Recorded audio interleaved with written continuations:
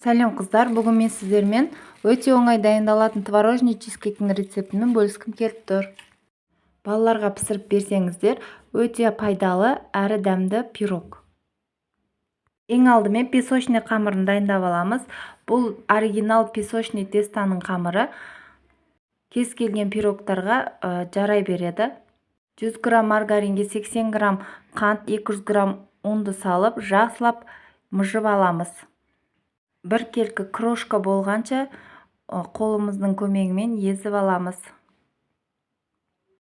Маргарин бөлме температурасында болғаны дұрыс. Сол кезде тезірек езіліп, бір келкі массаға айналады. Үстінен бір шымшым тұз, бір шай қасық толтырып, разрыхлитель салып, жақсылап араластырамыз. Енді бір жұмыртқаны салып, қамыр илейміз. Қамырды осылай мыжи берсеңіздер, бір келкі бір-біріне жабысып, жұмсақ қолға жабыспайтын нежный қамыр болып шығады. Егер 26 сантиметрлік формада жасасаңыздар, бір пирог шығады бұл қамырмен.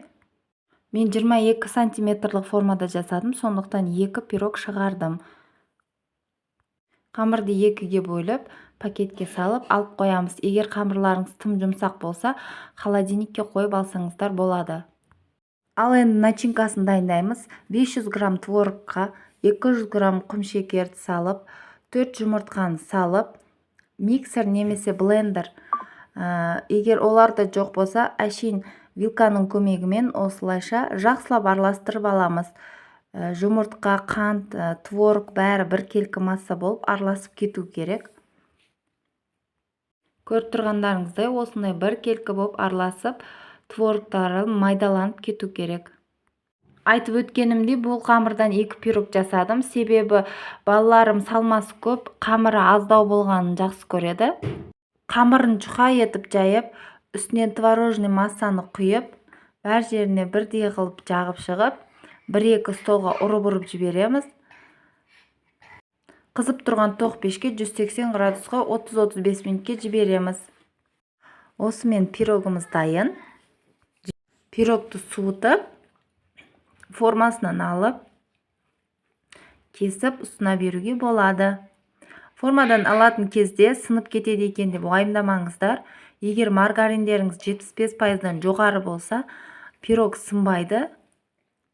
Сондықтан кез келген пирог, выпечкаларға маргаринді 75%-дан жоғары пайдалансаңыздар, выпечкаларыңыз дәмді әрі әдемі болып шығады.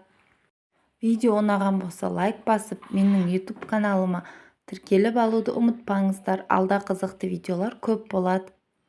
Астарыңыз дәмді болсын.